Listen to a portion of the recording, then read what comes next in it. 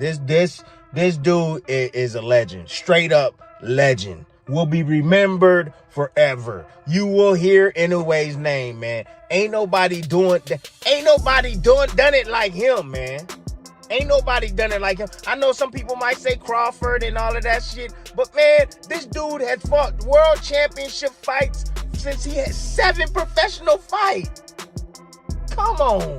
7 professional fights. God. He number 1 pound for pound in the game, period. Fighter put on a strong performance against, in my opinion, the number 1 pound for pound fighter in the world. Right from the opening bell, Junto Nakatani proved that he still deserves to be a major name on the boxing scene. He showed incredible composure, sharp reflexes, and the kind of ring intelligence that separates good fighters from great ones.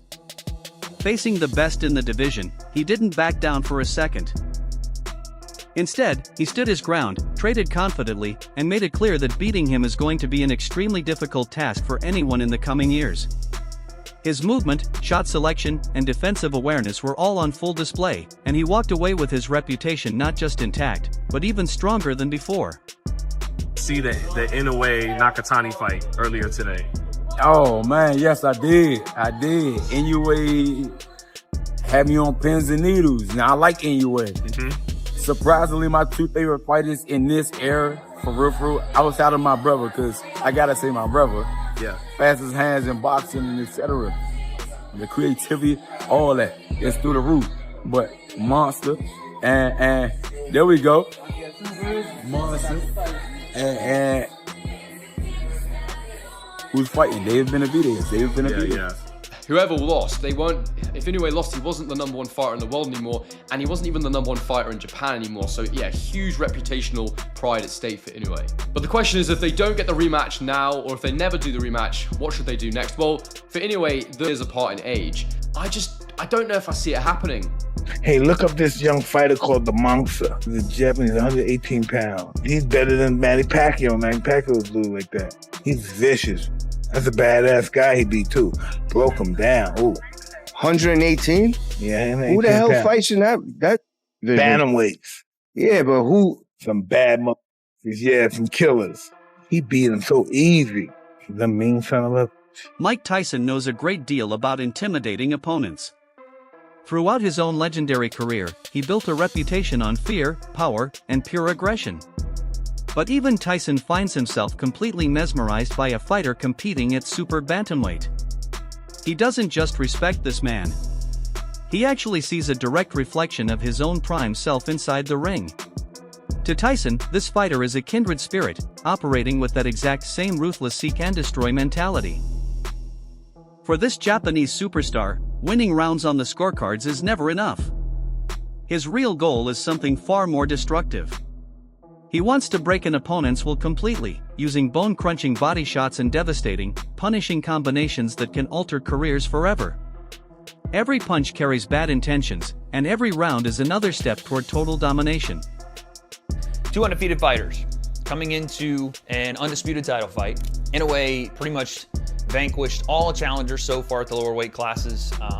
He has shown time and time again over now 28 wins that he is a devastator, right? Has big time punching power, but can also outbox guys with big time punching power, right? Showed that in a Nonito Donaire fight. So this was the biggest test for him. Nakatani, a bigger guy. I mean, I don't know about definitely a taller, longer fighter, rangier, both guys dangerous, southpaw orthodox matchup. And the fight starts with epic entrances. And I know that everybody, before we even get into the fight, everybody talks about how Inoue should come to America and box.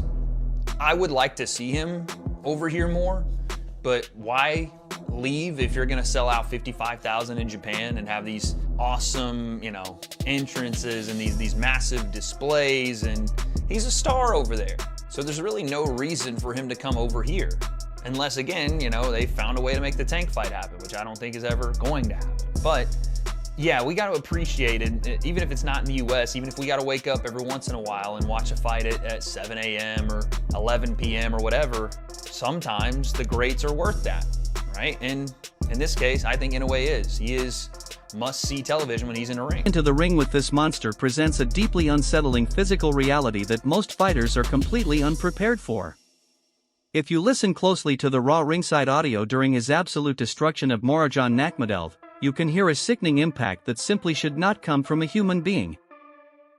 Both professionals and fans alike were genuinely disturbed by the terrifying, mechanical sound echoing through the arena every single time his gloves made contact with his opponent.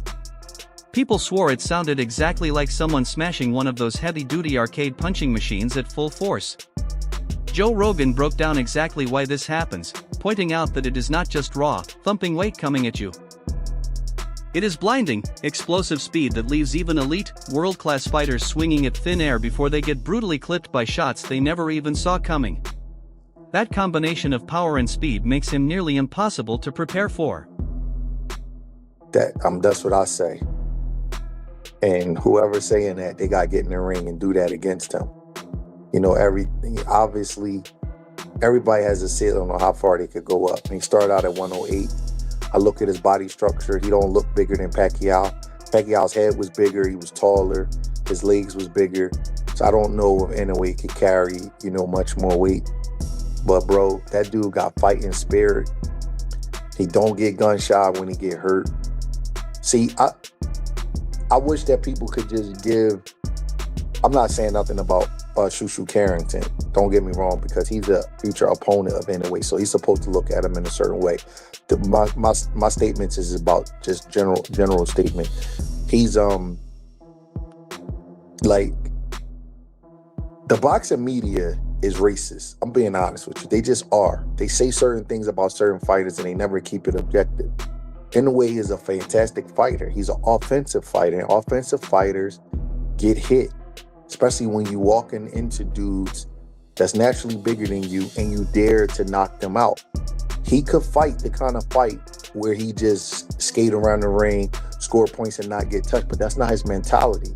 I say the same thing about Boots, and people think I'm taking up for him because he's black and he's from Philly.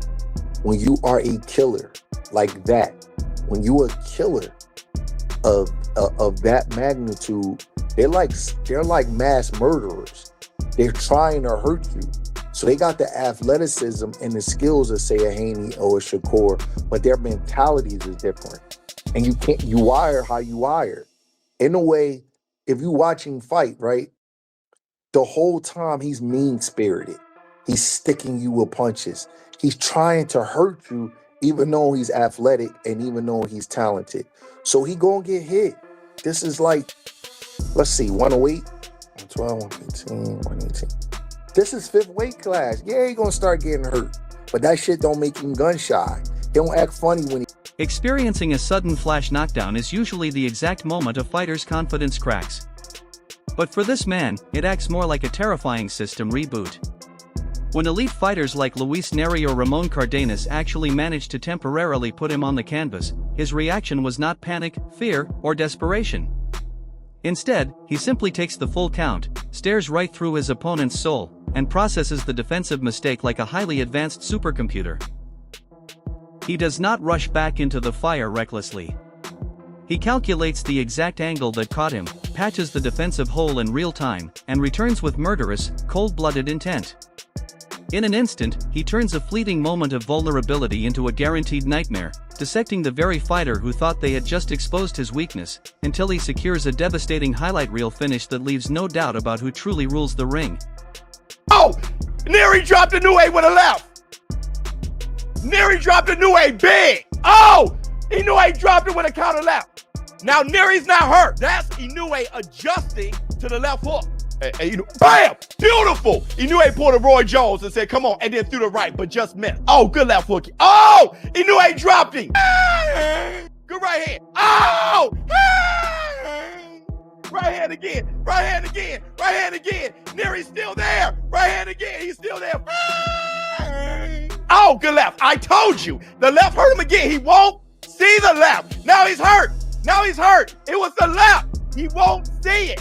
Bam. Go. Oh. Oh, shit. Ah! That's it. He knocked out. Neri's knocked out. Ah! He almost knocked his head over the rope. Why I got...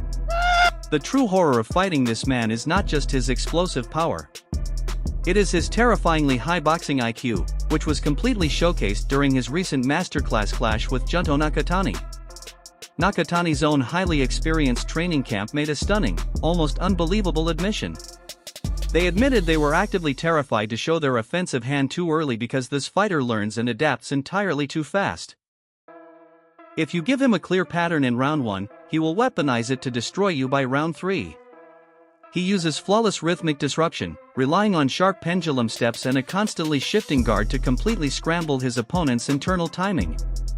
He refuses to engage in a predictable lead-hand battle, and he utilizes immaculate distance control to neutralize massive height and reach advantages, as if they do not even exist inside the ropes. It was a fight of two halves, wasn't it? The first half very, very cautious, particularly on the part of Junto Nakatani, who was patient, but perhaps overly patient, as Inoue, like both of them were doing a lot of reconnaissance. You know, there wasn't a lot of punching in the early rounds. But then when the fight ignited at the midway point, 6, 7, and then obviously Inoue really under the cosh, 8, 9, 10, in trouble, I thought, in the 10th round before the head clash. And then 11 was a huge round for Inoue, and yeah, I mean, it ended up being what we wanted, definitely in the second half. Some of the quality of some of the action was off the charts. It was brilliant to watch.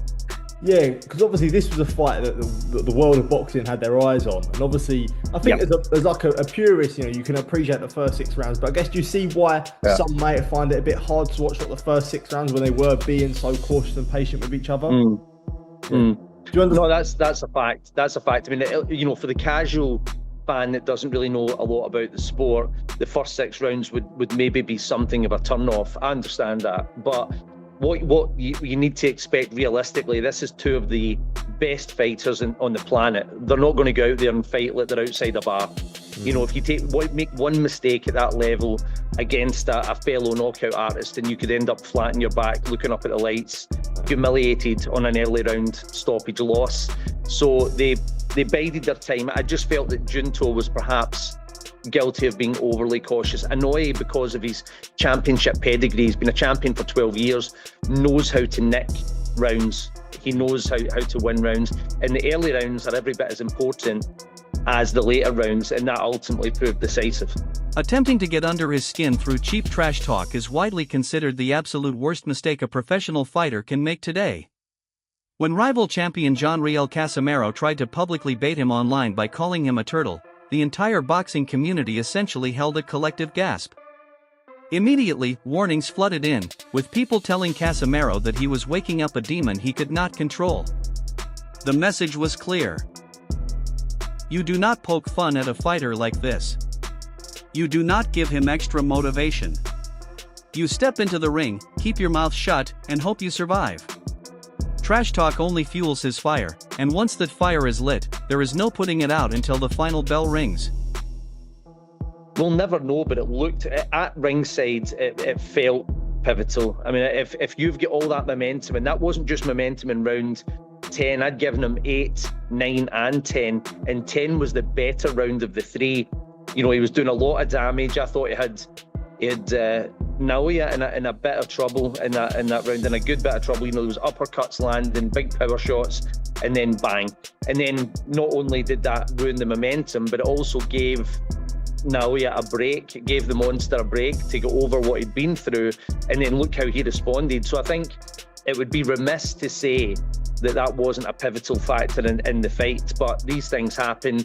It's aggressive southpaw against aggressive orthodox. You're going to get head clashes. It just came at the worst time possible for Junto Nakatani and the best time possible for Naoya Inoue. Was you surprised about how patient Junto was at the start? Because we've seen in previous fights, he's definitely not been patient, you know, and he's got a few early stoppages previously, but was you surprised or finding the reason, I guess, why it was so hesitant at the start? It's the danger on the other side. I mean, all the fights that he's had previously, none of those opponents come close to the quality that's in front of him, both in terms of skill and hitting power. So he's being cautious for a reason. Like I say, you make one mistake, then you could be in trouble. I just felt it was a touch. There's cautious, and there's overly cautious, and that's ultimately, I think he was overly cautious in the early rounds. So that the reason was, I mean, I spoke to Rudy Hernandez down in this lobby about 10 minutes ago, and he said, look, you can't go in there guns blazing. I know he's got very good timing.